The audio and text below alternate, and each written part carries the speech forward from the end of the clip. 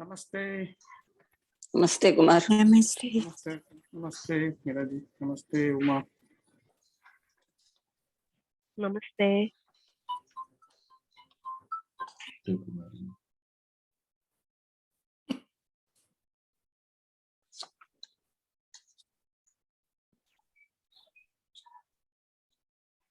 Namaste, Gandhi. Namaste, Kumar. Namaste, Meena. Okay.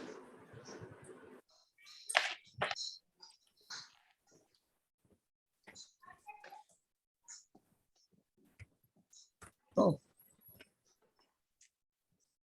Namaste, Tammy. Namaste. Namaste. Ta-da!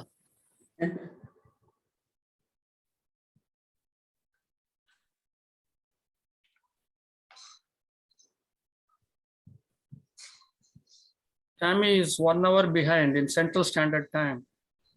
So it's 6 a.m. for us. It's 5 a.m. for her. Yes, yes. So she wakes up so early to get to this class. So let's Because start it's with. amazing. Huh? What did you say? Because it's amazing. Oh, thank you. It has nothing to do with me. It has to do with Patanjali. He has written those amazing sutras.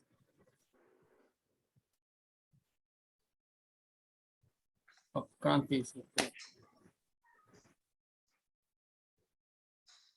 Let's start with the 3 Oms. Please take a deep breath.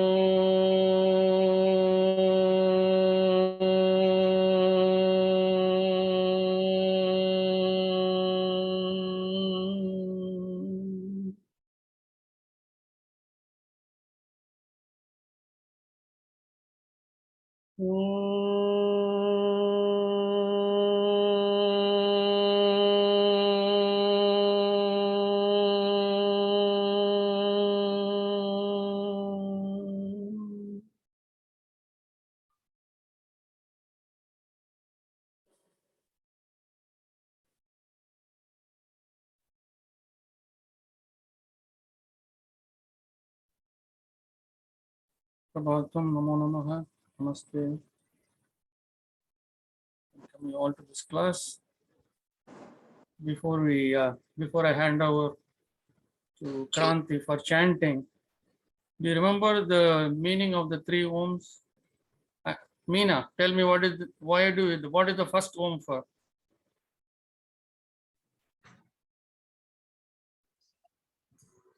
First one is that we say that we are not the physical body and we are full of vibrations. Yes, we are just the vibrations. We are that electrical signals. Electrical signals. Okay, or electromagnetic signals, we should say. Electromagnetic. Those are the vibrations. We are just the vibrations. Okay. Uma, what is the second Om for?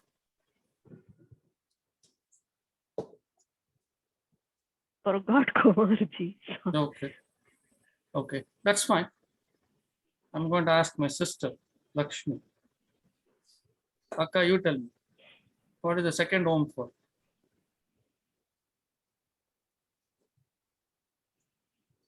You have to unmute. Transcend the world without attachment. Transcend this entire world. Universe. What is the transcending? It is transcending all the attachments. Attachment. You have to detach from everything. Okay.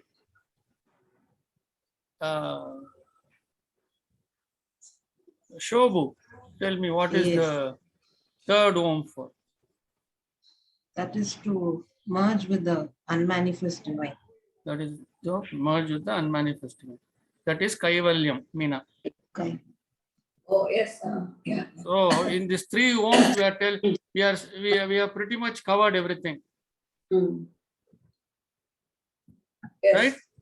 Yeah. We have covered everything in these 3 Oms. See. So what I'm saying is, whenever before you chant the Om, you must chant it with that deep feeling. Yes. Chanting it mechanically is not going to bring anything. Okay. It has to be with that Baba. That Baba has to be there. So you can chant this Om any number of times during the day. These 3 Oms you can chant, but with that Baba. That Baba is important. Otherwise, it doesn't have that charge. Without your charge, it is no use. Don't do it like a karma kanda thing that we do at home, you know. But I shouldn't say, we are used to doing, right? All the ceremonial things that we do without any understanding. It should not be like that. It should be with that charge. Anyway, Kranti, go ahead. Thank you. Go ahead with the chant. Thank you so much. Morning, everyone. Okay. Amen. Welcome back, Kranti. Welcome back. We don't have the Purna Kamba here. Waiting for you. Yeah. So when I'm chanting, just stay with your inhale, exhale, and see what happens to it. Just a normal breathing. Okay. Oh.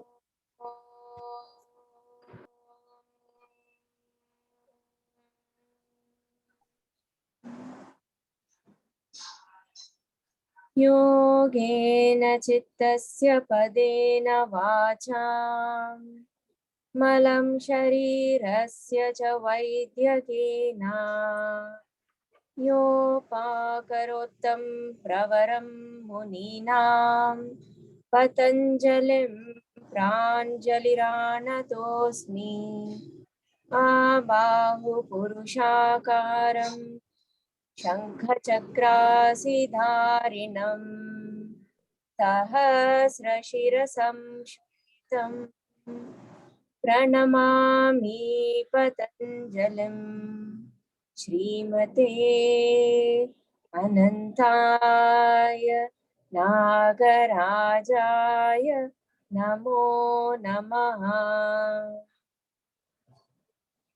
अथ विभूतिपादः देशबन्धः चित्तस्य धारणा तत्र प्रत्ययायैकता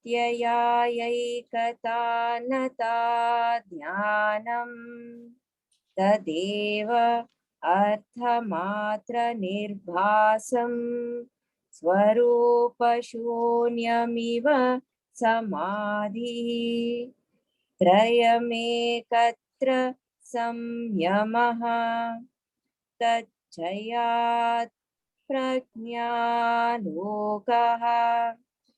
तस्य भूमिषु विनियोगः त्रयमन्तरङ्गं पूर्वेभ्यः तदपि बहिरङ्गं निर्बीजस्य व्युत्थाननिरोधसंस्कारयोः अभिभव प्रादुर्भावौ निरोधक्षणचित्तान्वयो निरोधपरिणामः तस्य प्रशान्तवाहिता संस्कारात् सर्वार्थतैकाग्रतयोः क्षयोदयौ चित्तस्य समाधिपरिणामः ततः पुनः शान्तोदितौ तुल्यप्रत्ययौ चित्तस्य एकाग्रता परिणामः एतेन भूतेन्द्रियेषु धर्म लक्षण अवस्था परिणामाः व्याख्याताः शांत उदित अव्यपदेश्य धर्मानुपाती धर्मी क्रमान्यत्वं परिणामान्यत्वे हेतुः परिणामात्र संयमात् अतीतानागत ज्ञानम् शब्दार्थ प्रत्ययानाम् इतरेतराध्यासात् संकरः तत्प्रविभाग संयमात् सर्वभूतरुत ज्ञानम् संस्कार साक्षात्करणात् पूर्वजाति ज्ञानम् प्रत्ययस्य परचित्त ज्ञानम् न च तत्सालम्बनम् तस्या विषयीभूतत्वात् काय रूप संयमात् तद्ग्राह्य शक्ति स्तंभे चक्षुः प्रकाशा संप्रयोगे अंतर्धानम् सोपक्रमं निरुपक्रमं च कर्म तत्संयमात् अपरान्त ज्ञानम् अरिष्टेभ्यो वा मैत्र्यादिषु बलानि बलेषु हस्तिबलादीनि प्रवृत्त्यालोकन्यासात् सूक्ष्म व्यवहित विप्रकृष्ट ज्ञानम् भुवन ज्ञानम् सूर्ये संयमात् चन्द्रे ताराव्यूह ज्ञानम् ध्रुवे तत्गति ज्ञानम् नाभिचक्रे कायव्यूह ज्ञानम् कण्ठकूपे क्षुप्तिपासानिवृत्तिः कूर्मनाड्यां स्थैर्यं मूर्धज्योतिषि सिद्धदर्शनं प्रातिभाद्वा सर्वं हृदये चित्तसंवित् सत्त्वपुरुषयोः अत्यन्ता संकीर्णयोः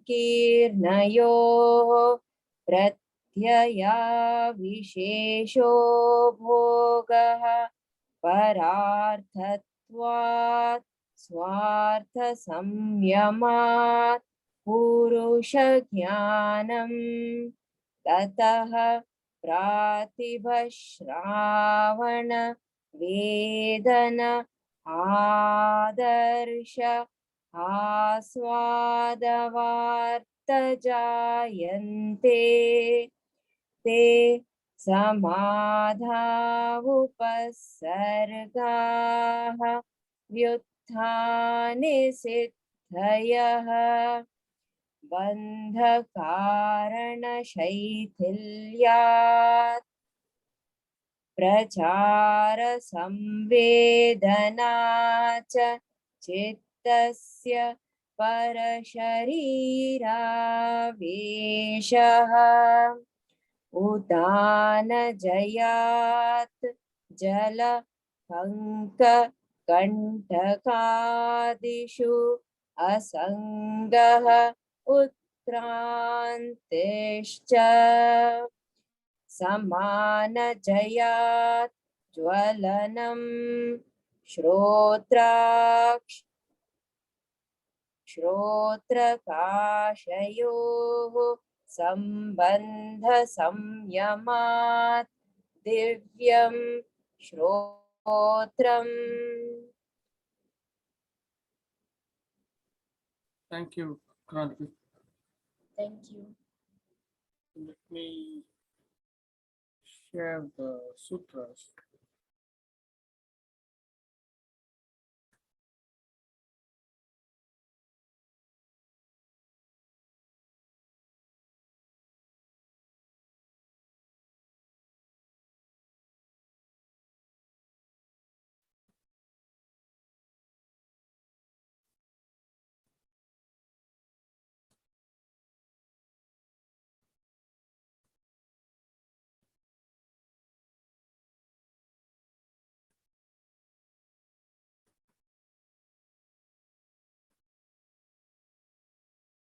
Okay. So we started the Vibhuti Pada by understanding what Dharana, Dhyana, and Samadhi are. That's how we started. How this process of Dharana and Dhyana working. And then we went on to define that Dharana, Dhyana, Samadhi, the three of them together is called the Samyama. That's what we saw. And we also saw that this Dharana, Dhyana, Samadhi is also called as the Antaranga Yoga. Bahiranga Yoga and Antaranga. The first five is called the Bahiranga Yoga. The last three are called the Antaranga Yoga. But it is, although it is called Antaranga Yoga, it is still external to the Nirbija Samadhi. That's what we saw. Nirbija Samadhi means there is no seed, you are always connected.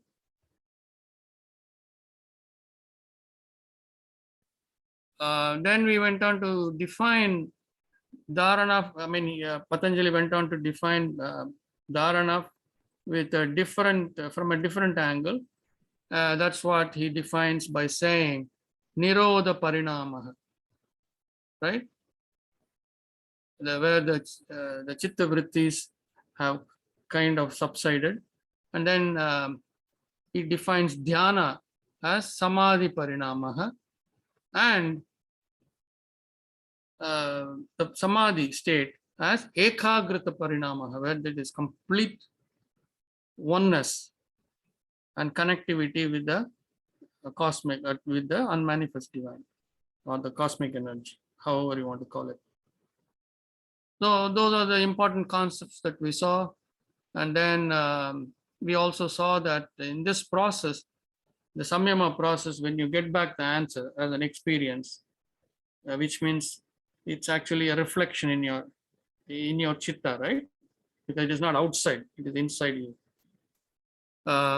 We saw that the answer comes back with Dharma, Lakshana, Avastha. There are three things that it comes up with. The characteristics, the Lakshana, the indicators, and the Avastha, the state. So we saw all that. And we also saw that the person who undergoes this Samyama process, some of you have been doing this assignment. And in that assignment, you have gone through this sutras quite a few times. And there we say this Dharmi, whom we call as Dharmi, who is going through this Samyama process. The Samyama process, when the result comes, it comes with the tremendous unmatched Dharma. That's what you saw, didn't we? Unmatched dharmic thing. So a person who is in this Samyama process is supposed to follow that complete dharmic answer that he gets, and that's why he is called a Dharmi. In one of your assignments you saw, since he is changing the message that comes to him. He has gone against the grain of the cosmic energy, right? Yes. Many of you have understood that. Many of you have written that in your assignment. That's wonderful. So all that is right here. And we also saw that the sequence in which you ask and the answer also will be, the sequence changes, the answer also will be, the answer also will be different. We saw that. And by doing that, the samyama on the dharana lakshana avastha, you can also get to know the past of what happened in the past of these things that you have received as an answer. Past and future, both.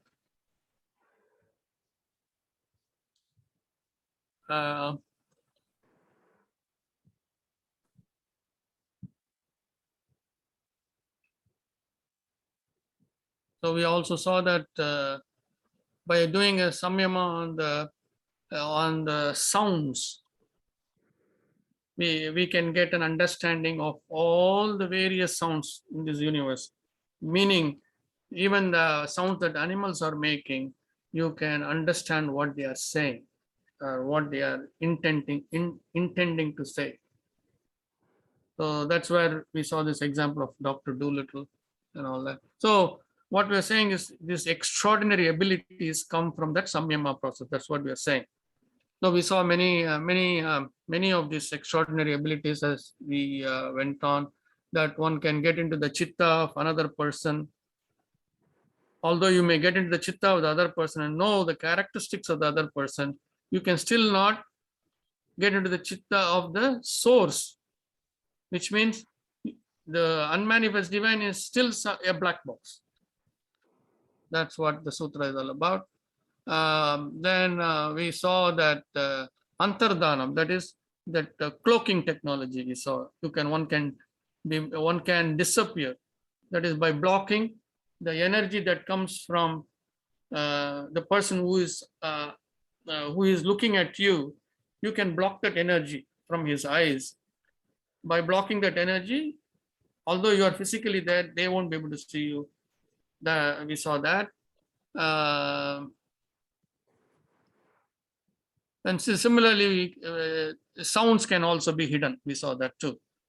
Just as a physical object can be hidden, the sounds can also be hidden. So these kinds of extraordinary, these are all siddhis that we went on to see. So then we also saw by doing samyama on the current and future path of karma, one can get the knowledge of end of life. Through, so it may come as a revelation or it may come through omens. So one can have that ability. I remember when I was young, I don't know, my sisters also might remember, when my paternal grandfather passed. He passed one early morning, maybe around 3:30 or 4 o'clock in the morning. He was with us. And that was the first death that was happening in our household. Prior to that, none of us have seen any death happening so close by, So my mother was very, very nervous. And she has never handled this on her own, although my father was also there. They had never handled it on their own. But so I remember my mother was very nervous. So this happened around morning 3:30 or 4 in the morning. Around maybe 6:30 or so, my maternal grandfather, who was 200 kilometers away, he showed up. Right? He showed up. So when I don't know, Meena, I don't know if you remember. I'm sure I don't remember. you don't remember, but I'm sure Akka will remember this. You remember, Akka? Yes. No. Good. So he showed up. My mother she said, "How did you know? How did you happen to come here?" my mother was floored because now she has that, she's getting a strength like the elephant because her father is here, right?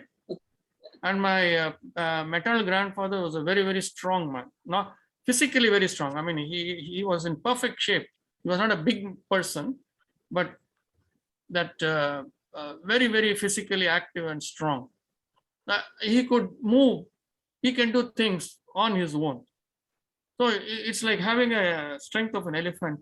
So my mother asked, how did you come? So he said, suddenly yesterday I felt that I should come last night, because those days you have to take the train overnight for 200 kilometers. It will be an overnight journey. Yeah, 8 hours. He took the overnight journey and he was at my house, at our house early in the morning. So he felt there was a bad omen. So he just left. He just told the people, my grandma and others in the household, that he just wants to go. I mean, he just came to the railway station, got a ticket and got into the train and got here. So those kinds of things. But here it is doing by samyama, you are getting all that. For my grandfather, it just happened. I don't think he did a samyama, but the process I'm talking about, that's those kinds of things. Somehow it registered in him. There were no telephones, remember those days. Not even a landline was there. Forget about cell phones. Telegram. You have to No give communication, no physical communication. He just picked up the signals. Telepathic. So those kinds of Sometimes abilities. they call it like sixth sense. Yeah. Yes. You feel that. Yeah. So it is just that certain nadis, when they are open, these kinds of abilities will be there even for normal people. It is just the nadis. That reminds me, I have to send that research paper to Miraji, which I have not done yet. I will do it. And then we went on to talk about, we referred to Sutra 133, about this Maitra, Karuna, all that. And when we live a life of moderation, we said we get strength. Why do we get strength? When you lead a life of moderation, what happens? What happens, Meena? We discussed this yesterday. Huh? We discussed this yesterday. We feel good because. We feel good. Where do we feel good? Huh? Where do we feel good? Where do you feel good? Bhavanataha. Bhavanataha chitta prasadanam. Sadhanam. So where is that bhavanataha? Is it in the body or where is it? Is it with? I'm asking you probably a tricky question. So we feel good. Where do we feel good? We feel good in the chitta. Good in the chitta. We feel good in the chitta. Chitta is what? Chitta is what? Mind. Chitta is a set of programs. We are the chitta. We are just chitta. And that is what we are saying in the second Om. We want this chitta to disconnect and detach from all and every attachment that it has in the universe. That is what we say. In the first Om, we say we want this chitta to be separate from the body. In the second Om, we are saying this chitta should get completely detached with all other attachments also. Attachment to your grandchild, attachment to your child, attachment to your brothers, attachment to your sisters, attachment to your friends, attachment to property, attachment to your husband, all that. Much more. Every kind of attachment. Attachment to TV, serials, pictures, everything. Even the England-Pakistan match that is going on, for everything. I also watched it before coming here. So that's what I'm saying.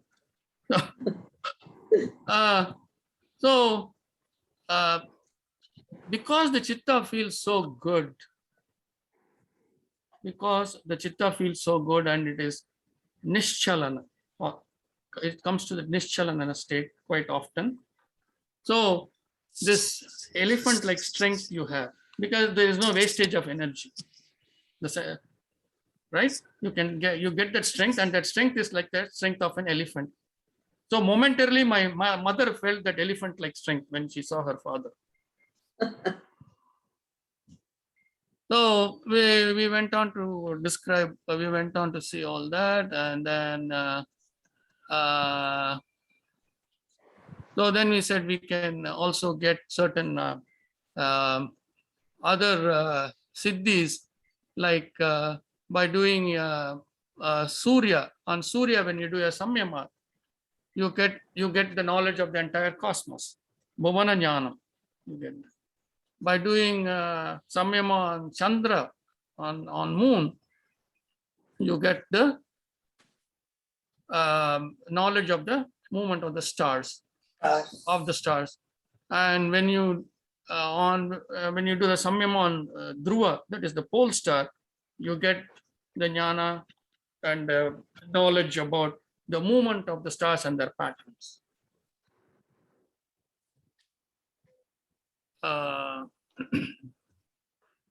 Then we last week we saw all this, how by doing a samyama on the Nabhi chakra, that is Manipura chakra, the navel chakra, you can understand the formation and structure of the various parts of the body. That jnanam you will get.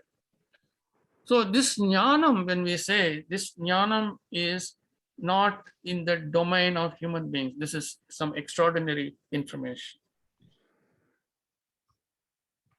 This is what we call as vidya. Normally we have avidya. By doing all this, you get that vidya. And then we also saw by focusing on the kanta kupa, in the throat, there are certain things like hunger and thirst can be avoided, can be overcome. And by doing a samyama on the kurma nadi, which starts in the Manipur chakra and comes all the way to the throat, that particular nadi.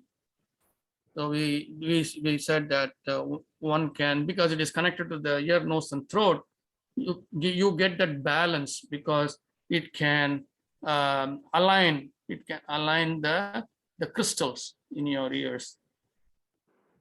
Then we saw about the Murdanya point, how if it trips, it can cause autoimmune conditions, and this is like a junction box, and unless this is in good condition, this connectivity to the Atma chakra, which is right behind the sternum, that connectivity here is kind of weak, and hence connectivity to the divine will not happen out to the outer world.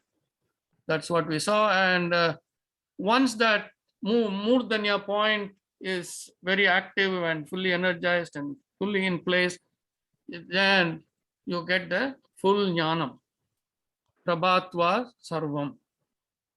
So that light gives that jnanam, that complete intuitive knowledge you get. Then we, this is the most telling sutra. I think we finished here with the telling sutra saying, Hridaya chitta sambit.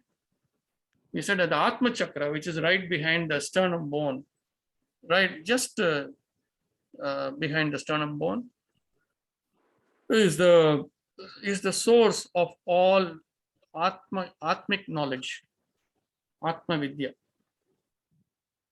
And this is the Atma Vidya that this is the only thing that we carry in terms of knowledge. This is the only thing that we carry from birth to birth. And when this is at a certain level, that there is no more rebirth. So on that note, we'll move on to any questions up to here.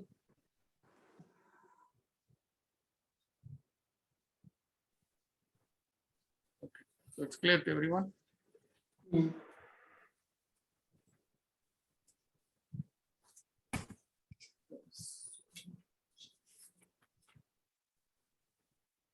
Sutra 36.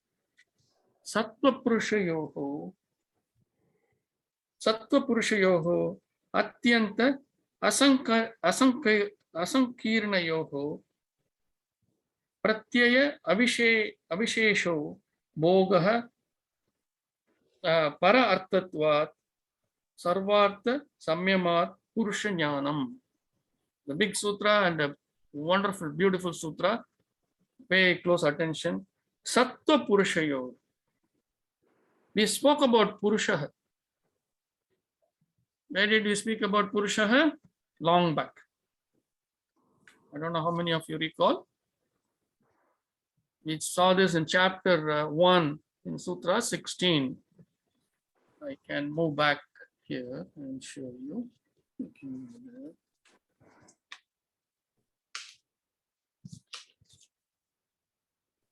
This is a very important sutra.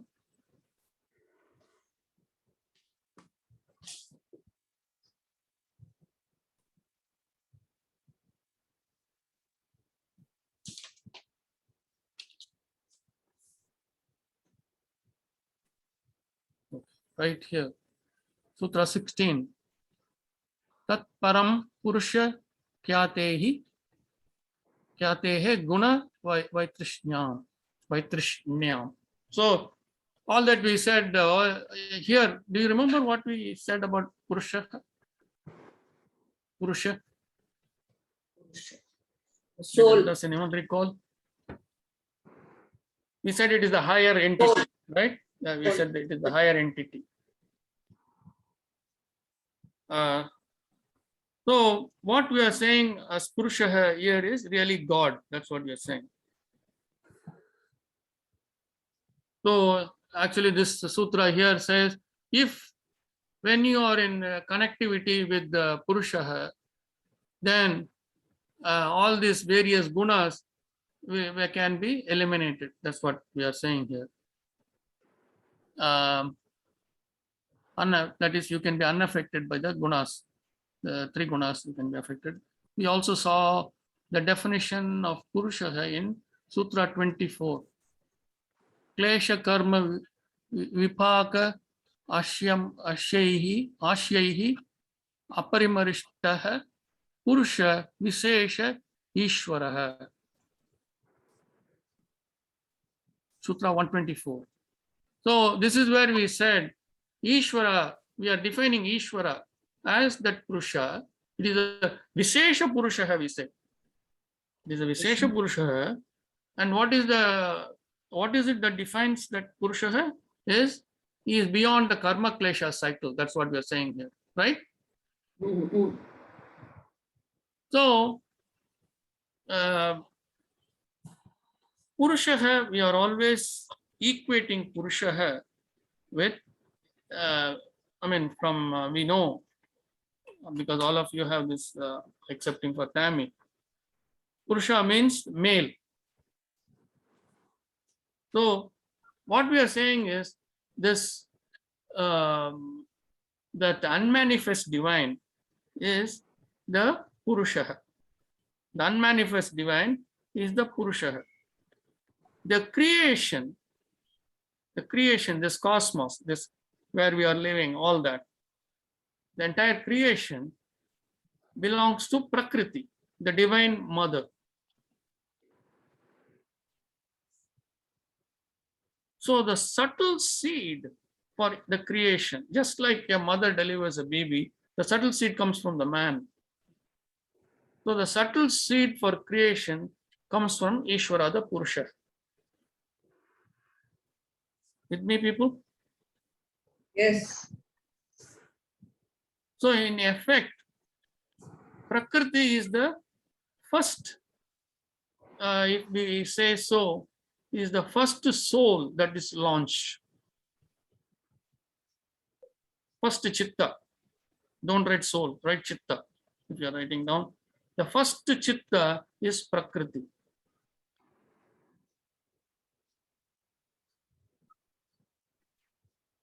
So Prakriti is launched with the kleshas.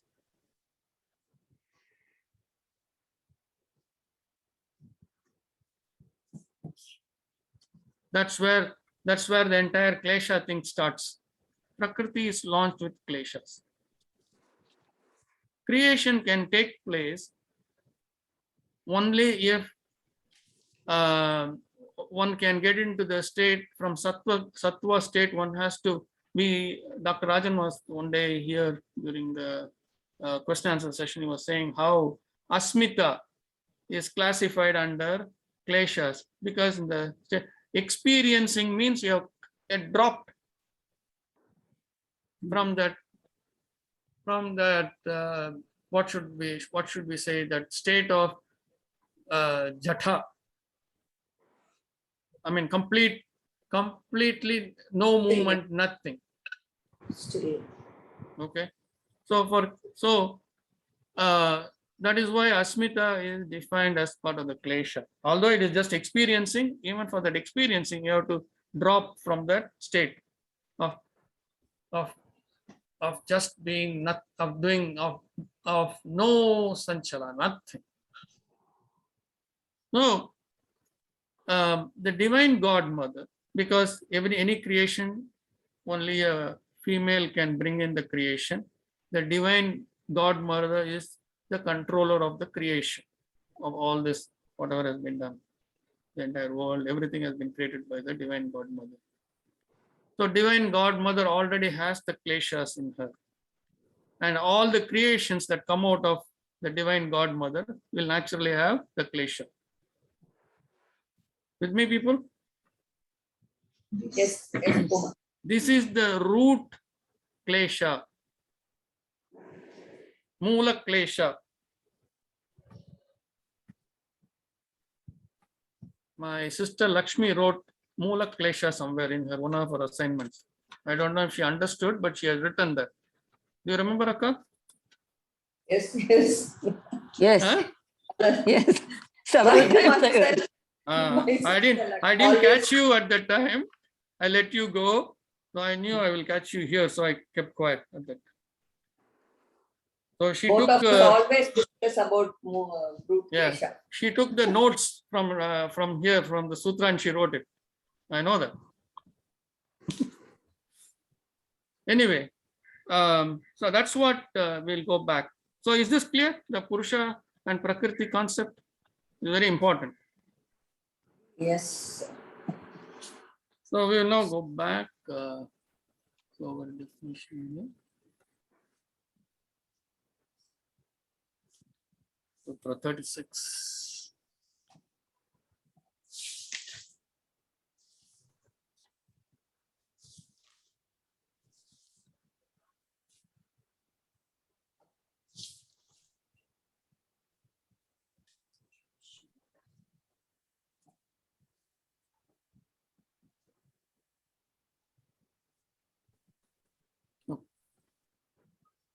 So Sattva Purusha Yoga.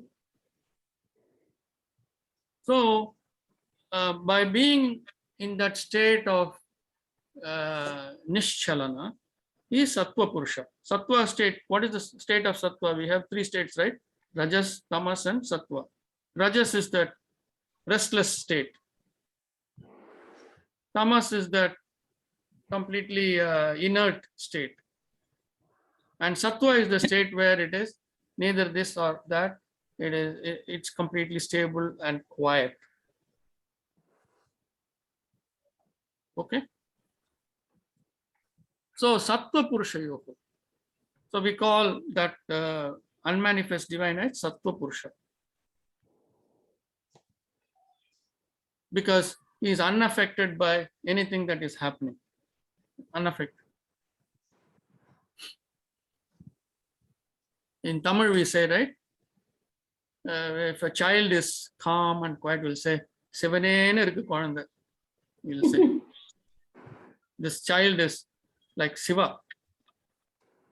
Meaning in spiritual terminology, Siva means one that is absolutely still and quiet.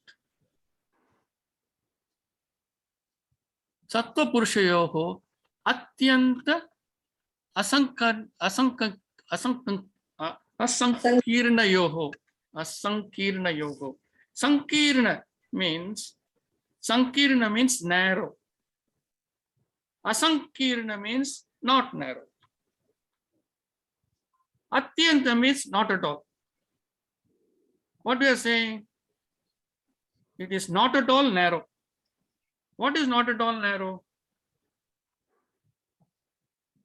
That Sattva Purusha Yoho, that Sattva Purusha, understanding of the Sattva Purusha is not at all narrow. That is, the moment you make this, you make the unmanifest divine by giving a name and bringing it into a form, you have lost it. You have made it into Sankirna Yoho. You made it into Sankirna. You made it narrow. What Patanjali is saying is you must have that complete openness. Don't bottle that unmanifest divine, which cannot be bottled, into a shape and form. With me? A very important sutra. Yes, somebody is asking a question. No, I didn't Okay. ask. I just said I understood. Okay. So, Sattva Purusha Yoho, Atyanta Asankirna Yoho. Absolutely not narrow, not at all narrow, is that Sattva Purusha. Pratyaya Avishesho Bogaha. Avishesho means non-specific. Vishesha means specific. Avishesha means not specific. So this Bogaha means experiencing it. Okay.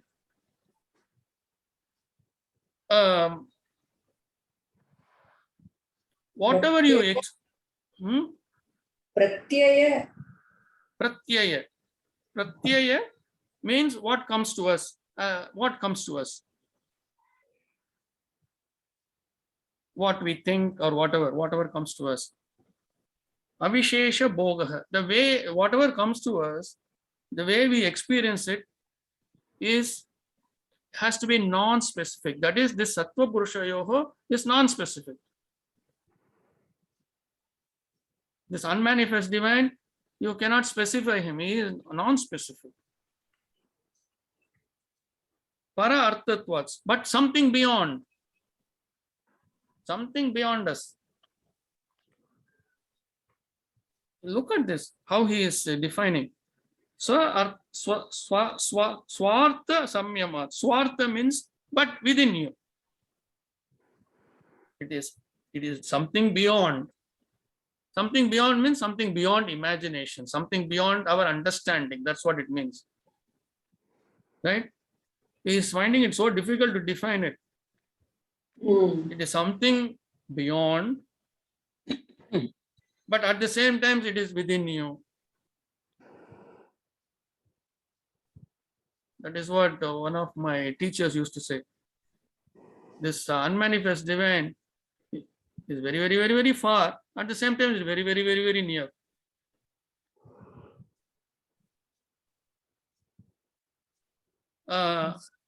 When you do a samyamat on this, what do you get? You get Purusha Jnanam.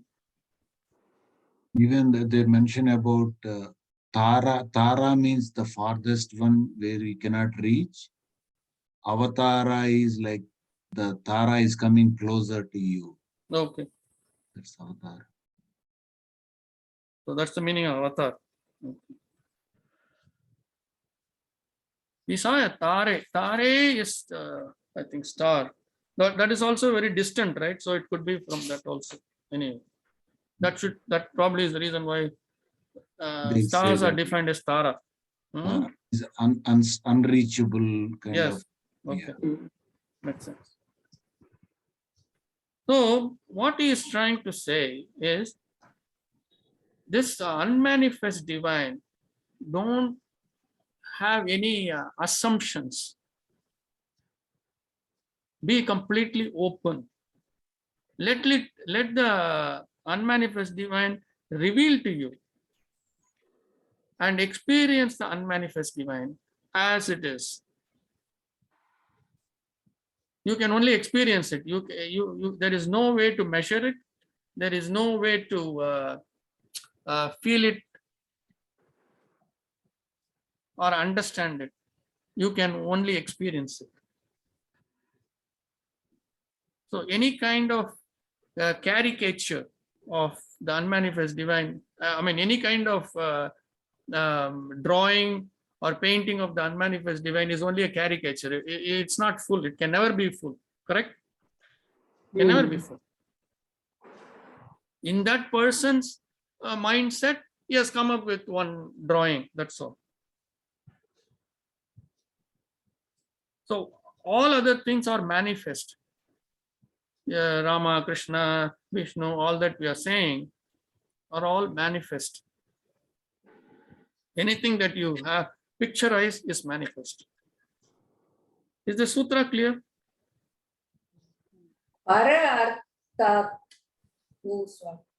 Para arthatvat means something beyond. Para means not in our domain, right? Param Purushaha, we say all that. Avishesho bhoga means non-specific. Avishesho means non-specific. Vishesha, Avishesha. Vishesho means non-specific. Avishesho means non-specific. Bhoga means experiencing. Bogam. Bhoga. In Tamil we say bogam, right? Sapaatila ore bogam. He likes to experience, to eat, he wants to experience food all the time. That's what it means, right? Bogam. Food bogam. Bhojana bogam. Bhoga means experience. Bhoga. Avishesho. We covered only one sutra. My goodness. Avishesho bhoga. Para artha. Okay, move on to next sutra.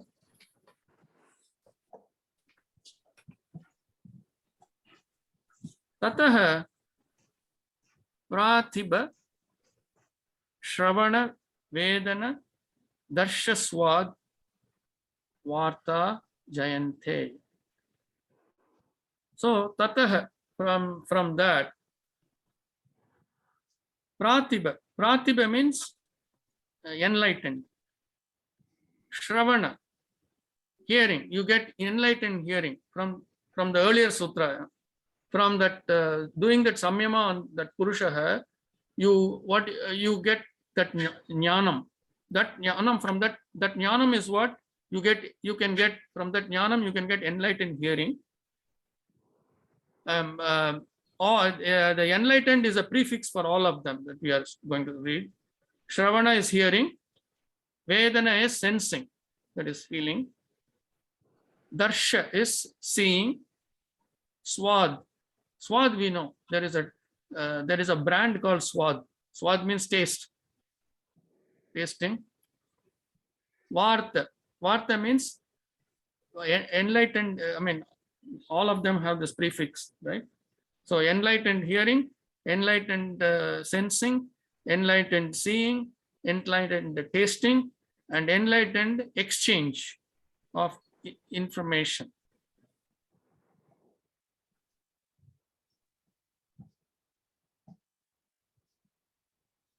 Varta.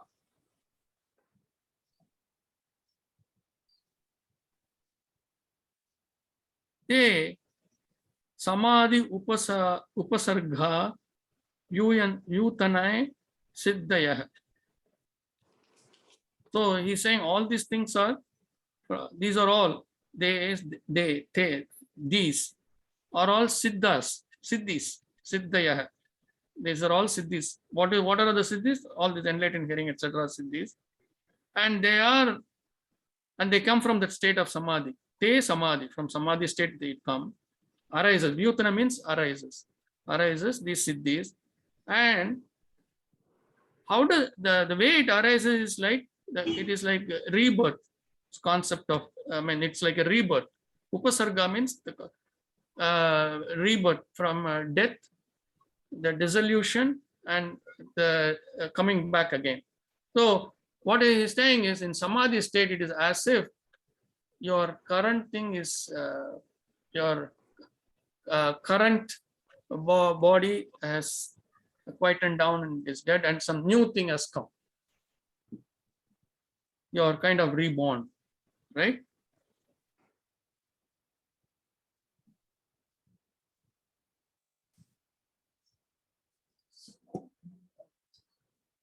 Upasarga means from dissolution, something dissolves and then it is reincarnated, recreated. That is what is the meaning. Utane means arise, sir. Utane is to arise.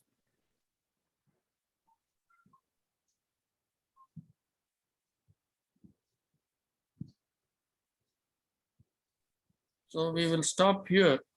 Already time.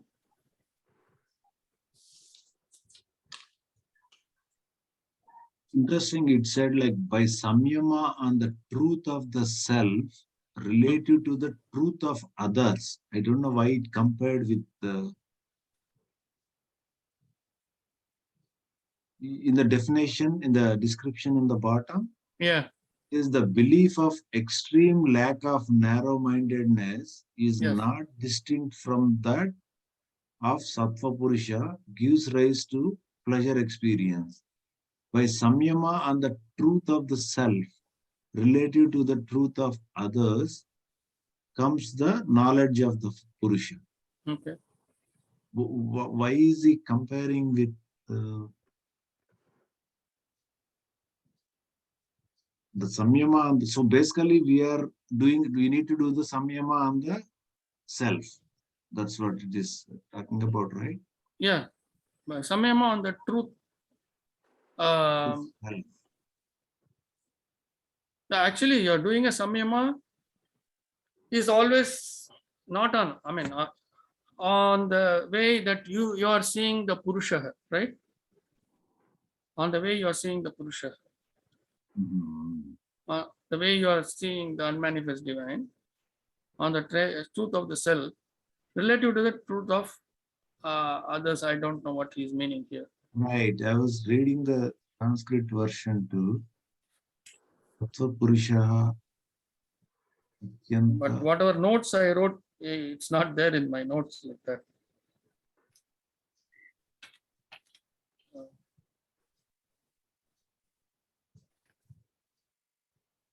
Anyway, let's let go of that. Let's not bother too much about that.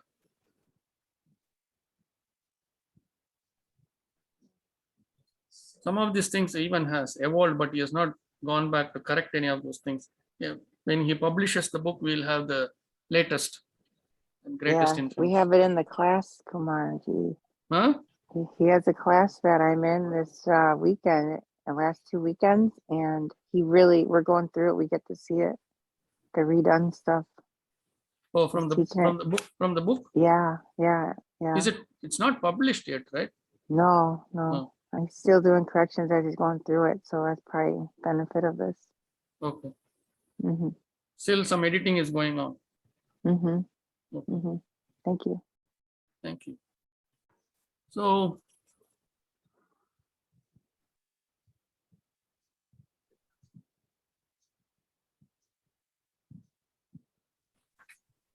any questions?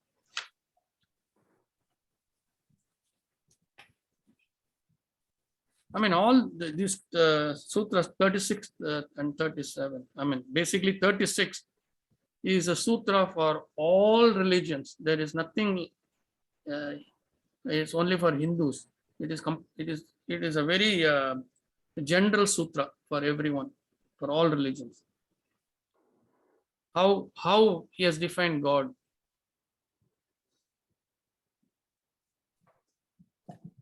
That which is outside, at the same time it is inside. Because what he calls it as inside is that Atma Chakra, which enables you, which is the transmitter, which enables you to connect to that unmanifest divine.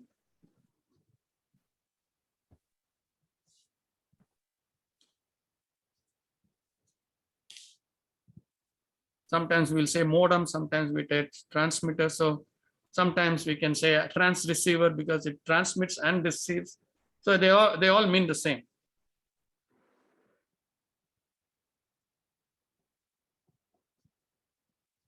So because of that connectivity,